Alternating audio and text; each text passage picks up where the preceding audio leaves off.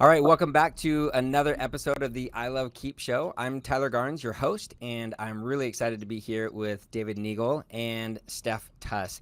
Now, David is a longtime entrepreneur, best-selling author, and now business coach, helps people scale their businesses. So our audience, being Keap users, entrepreneurs, listen up. David's got some amazing things to share with you. And he's here with his CEO, Steph Tuss, who's been with the company for many years and really is the one who's into the weeds in Keap. And so she'll give us some insight into what they're doing there with Keap and how they're using this amazing tool in their business. So welcome, both of you. I'm really excited to have you on the show. Pleasure to be here. Excited to be here. All right. Well, David, let's start off with your personal story. I just find it really interesting, kind of how you got going into business for yourself and all that stuff. Let's even go back as far as your younger days, and there was an accident that kind of seems like it changed the trajectory of your life. If you'll just tell us that story a little bit, I think it'd be fascinating for our listeners. Yeah, so I quit high school when I was 17 years old, and I got married relatively young, had two children. Right after my son was born, which would have been September of '89, I believe, September of '89. I had a water skiing accident. I had a near-death experience. I got separated from the boat. I got sucked through the dam. I survived. I broke my back. I had some injuries, but basically I was okay. But what this did was, it was the magic that occurred out of that, the gift, was that it woke me up to how uncertain life is, and that if you're going to do something, you really need to take advantage of the time that we've got to do it. So I became acutely aware that if I was going to do anything, I really needed to start focusing on that now. So that kind of opened up a question in my mind in a direction, although nothing had changed yet. 2 years later, things were progressively getting worse in my life. Woke up one morning and our car was repossessed. We filed for bankruptcy. We had to move out of our apartment in the middle of the night because we couldn't afford to stay there. We had to move into a low-income neighborhood, and we were on food stamps for a period of time. And my life was just continuing to go down. I had no education, no skill sets outside of driving a truck or a forklift. So that's what I was doing at the time. And given the fact that things were progressively getting worse and not changing, I recognized that the problem was me. I recognized that I had made mistakes that got me there, but I didn't know how to correct them. So I began this process of actually correcting those mistakes. And as I began to do that, things began to change really quick. I mean, I had a very emotional night. I got in trouble at work.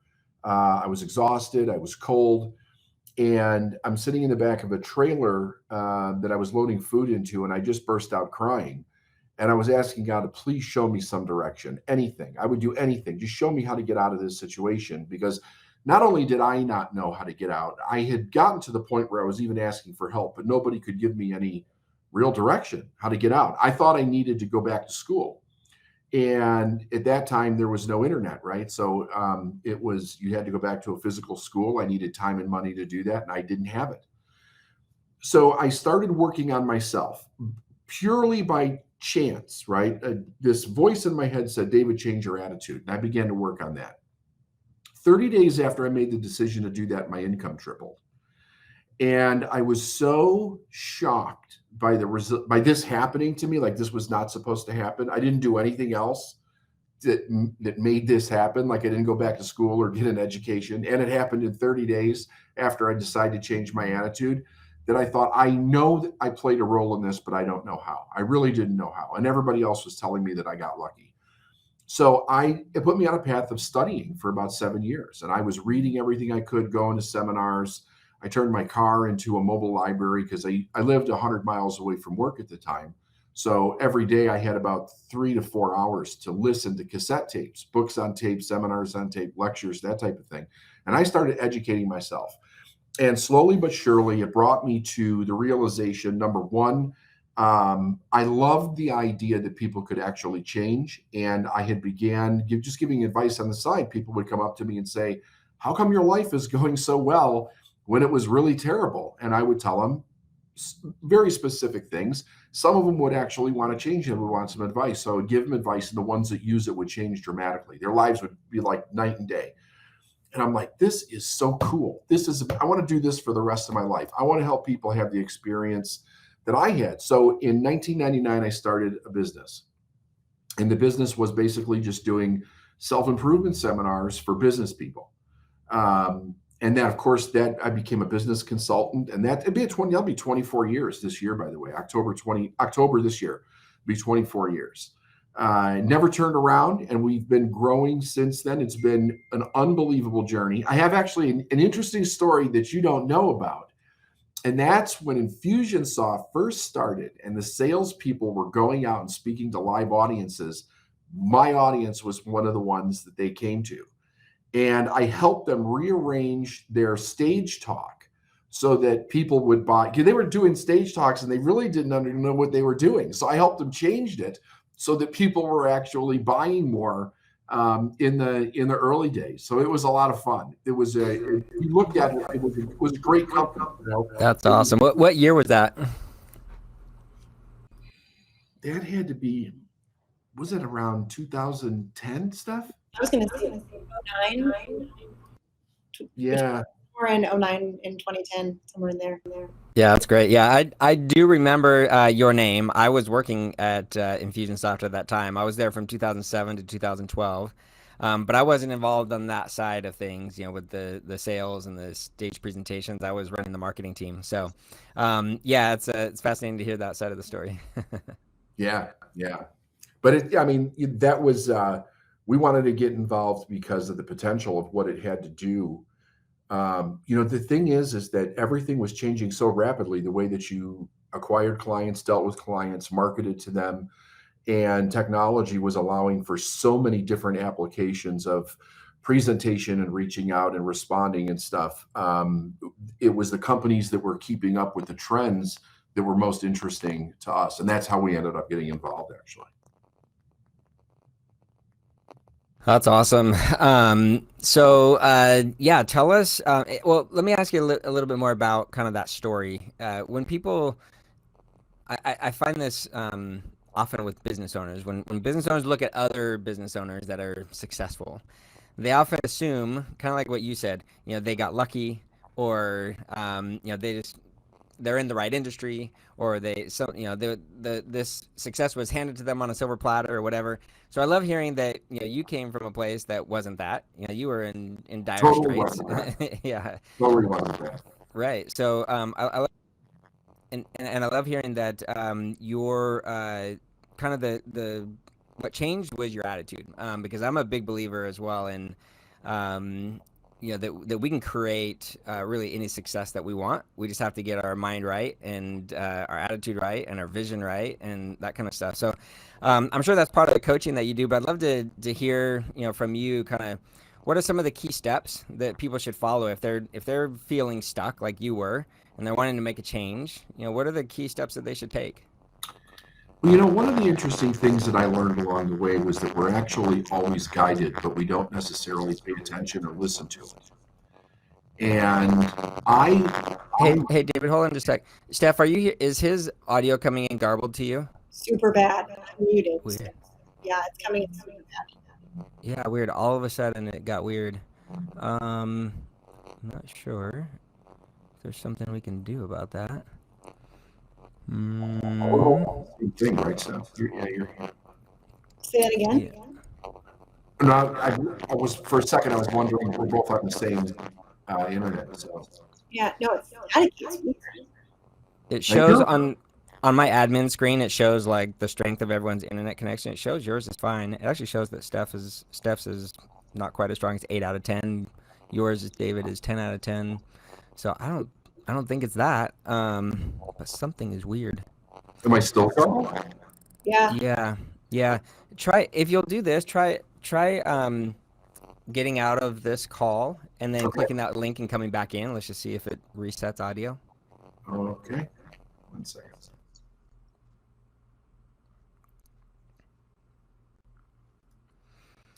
Always some weird tech problem, right? With no issues. One interview, the wheels go up. Yeah. Hopefully, can get back in. I'm on a different network that he's on. I'm on our guest network now. But I can hear an echo again when I talk. Yeah, just a little bit. Like I said, I'll try and keep myself muted when you're talking. I don't know why it's doing that. It's weird.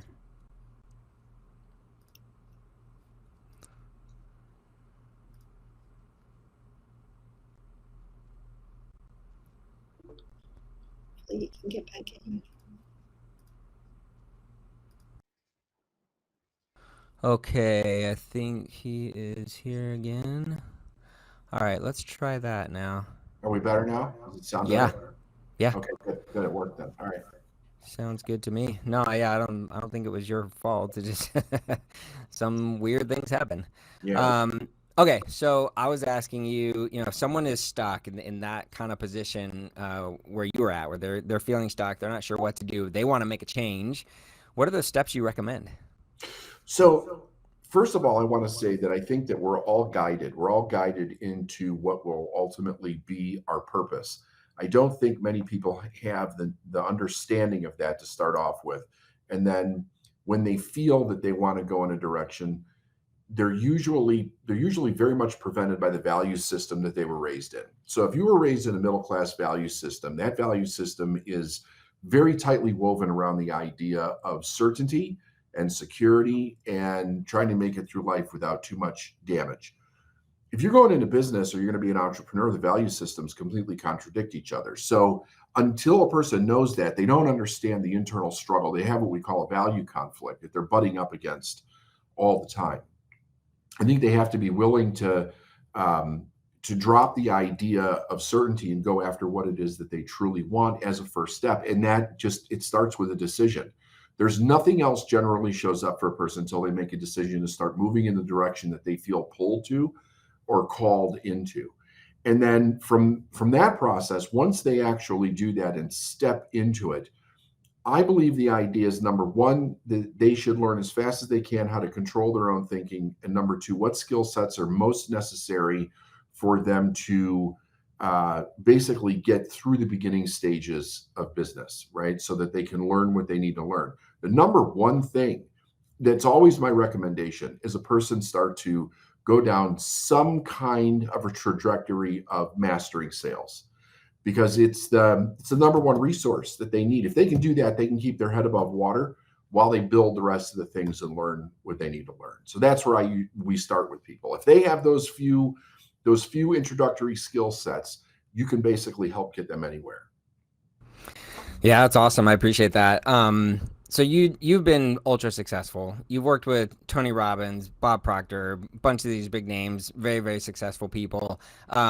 When you look at them and yourself, and you look at your average entrepreneur out there, what would you say is the biggest difference? If someone's sitting there going, okay, well, woe is me, my business isn't that great. Like, what can they take from people who've been very successful and say, okay, well, if I just go do this thing, I can get on that path too? Number one thing is responsibility, personal responsibility. If you do that, you actually take back your power to fix or accomplish anything that you have. If you're projecting responsibility for anything in your life, anywhere else, that's person, place, or thing, circumstance, situation, result, you're giving a power over to something that you have then no power to fix. And not only have I worked with a lot of successful people, I've studied thousands of them. And every case where somebody loses a business, it's not because something happened that caused that business to go out. It's that the person somehow in their mind became disempowered and didn't think that they could be resourceful or fix the problem, and they actually give up. Yeah, that's such powerful insight, I think. And I think that's probably one of the hardest things for a lot of people to do is take full responsibility for the success or the failure of the business, right? Or the role that you might be in if you're an employee or whatever. Right. We don't live in much of an environment that supports it, actually. Yeah, it's awesome. So you mentioned that you got involved with Keap many, many years ago. Let's talk about how you guys have used Keap over the years. David, whether that's you explaining or Steph, you from the back end sharing what's going on. But maybe let's start kind of at a high level, basic stuff. What do you guys use it for? What are the goals you're trying to achieve with it? And then maybe we'll get into some of the fun things that you're doing. Everything we do runs through Keap. There's really not a whole lot that doesn't touch our back-end operating system in terms of Keap. So all of our marketing is connected into Keap. We run launches multiple times a year, track links. There isn't anything, honestly, that we don't do outside of Keap. We run some really advanced strategies where we segment so we can deliver specific messages to a specific audience, as not to turn off the people who the offer or the content doesn't apply to, which is a lot of fun because it really helps us get a lot of engagement because people know we're talking to them directly, because we're not a specific niche. Our niche is business owners, right? We work with attorneys, we work with chiropractors, we work with massage therapists, we work with, anybody who's a professional that has a small business that basically leverages their knowledge for sales, right? The people that we work with sell their knowledge or their skill set. So when we're putting out content and when we're communicating with our audience, it's really important for us that our audience feels recognized by us. And when we can segment like that, it works really well. We've used surveys very successfully to identify who's on our list. And obviously everything we do in terms of email marketing goes through Keap, which then allows us to track click-throughs. People click on an email that goes to a sales page, and we can then retarget them with a cart abandon campaign. I mean, there's just so much functionality to it. But I think, in a general way, it just allows us to communicate with our audience better, and it also keeps us organized better in terms of all the information that we put out, all the data collection that's involved with any kind of marketing. It's all in one place. So, Steph, that's awesome. Are you like the only person running everything inside of Keap, or do you have a team of people? What does that look like? No. I don't touch it. I'm strictly like off limits. I just say what needs to happen and then somebody else makes it happen. So we have a full implementation team behind the scenes that loads the emails and tracks everything and makes sure pages are working the way that they're supposed to work. No, I am not allowed in Keap. Let's just That's great. So I get to do the overview. I'm just not in there doing everything. Yeah, that's awesome. So, let's say there's people listening here that are hearing you talk about the amazingness that Keap is in your business and all that it's doing for you, and they're like, I want that, but I feel overwhelmed with the tech and all the stuff, and I'm spinning all the plates and doing all that.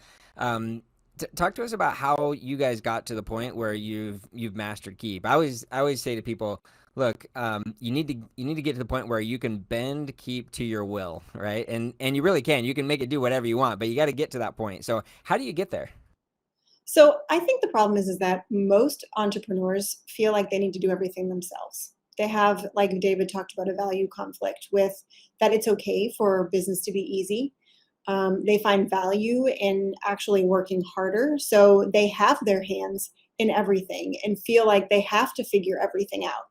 We used Keap before any of us knew how. We leveraged someone else's experience. So if you were to ask me the question, what would be a key indicator that creates successful business or keeps someone small? It's their ability to leverage people, resources, and money, right? And the idea behind business growth is that you're leveraging things. We're leveraging someone else's knowledge of how to use Keap in a way that works for us, and we're leveraging Keap to do something for us that we could never do ourselves. And that makes business easier, it makes business smoother, and you don't have to have your hands in everything. So the idea is to kind of if you're in that place, to step out of that paradigm and say, this is a problem, this is a solution that's going to fix my problem. I need to find someone to help me do this and not feel like I have to do it myself. That would be my recommendation. Yeah, that's great advice, and I love the fact that you say that you're not allowed in Keap. Yeah. You know, I've been through phases of that kind of thing in our business as well, where I just tell the team, don't give me a password to this platform or that thing or whatever. Just don't let me in there, because I know myself. I'm a tinkerer. I love to get in there, but you have to set up those systems to be like, no, I need to focus on other things that are more important, and allow experts to do that kind of work. That's great. So, what would you say are the 3 most important things that Keap does for you guys in your business? Oh my gosh, 3. Manages all of our email broadcasts and tracks everything for us. So we know, relatively speaking, what our open rates are, what our click-through rates are, that then allow us to give our audience more of what they want and less of what they don't want. So data collection is big for me. I'm always looking at data and metrics. I think the other thing is, again, we really track everything closely. So when we're doing a launch or when we're selling something, making sure that we're tracking all of the links and who clicks on the links, so that we know who our warm leads are or who our hot leads are, that we can then go back and follow up with them without blasting the entire list. And then the third thing, gosh, this is a hard question, because it's so, like, we use Keap for so many things. I think it's just organization of our database. So being able to have like one place where all of our client data is kept. Yeah, that's great. I love that. As you thought about the things that Keap does for you, what you pull out are really the simple things, right? Organization, lead capture, communication. It's not always about the fancy funnels. And I think people get so caught up in all of the, look at this 27-step funnel and all the amazing automation and all that kind of stuff. And really, it's the simple stuff that makes the business grow. It's keeping things organized, knowing who you're talking to, and being able to get the right message in front of them. All those things you talked about. That's great. So I work with the same, our business works with the same kind of business as you guys do, I think, just your average, entrepreneurial small business. And, we're helping them on the tech side, and you're helping them on the mindset side. But I can just hear a bunch of them, like in my mind, saying as they listen to this interview, yeah, but, all this sounds really great, but I'm really small and I don't have enough, revenue in the business to hire someone to do the Keap for me. And I can't do the things that you guys are talking about. I'd love to hear how you guys would respond to that. Steph, maybe from the tech side, and David from the mindset side. Well, I think the problem is that people don't make decisions based upon where they want to go. They tend to make decisions based upon where they are right now. And if you make a decision based upon where you are right now, you'll always be where you are right now. So the idea behind including a system like Keap is that you're setting yourself up to scale. You're setting yourself up for growth. You're learning at the very beginning, and you're building the foundation. The reason why I mentioned those 3 things is because they're foundational to our business. Like, they are the lifeblood of our business that allows us to do all the fancy things that Keap does, right? So the idea is that start early while your business is small, and then it isn't so difficult, and you are prepared for the level of growth that you really want. Yeah, that was one thing very early on that I learned. I've never done anything with it from a technical perspective. That's not what I'm good at. And I knew that I wasn't good at that very, very early on. I mean, I found out about it because I networked with other entrepreneurs, and we would always talk about what's working, what's not working. For years before Keap came around, we were looking for things to be able to do things that we couldn't do. I knew about those things because I had people doing my marketing, people in my own business doing my marketing. So when we found out about it, my recommendation was, this is what we need to move forward. And I got to tell you, I got pushback. Back in the day, I got pushback because it was a change. It was a massive change for what we were using. Who did we use back in before, Steph? One shopping cart. One shopping cart, that's right. And, nobody wanted to actually do the work to actually make the change to go over. But the idea was this is absolutely what needs to be done so that because a business can only expand into the vision and tools that you put in front of it in order to grow. Otherwise, you stay within your own limits that you're creating basically by your mindset.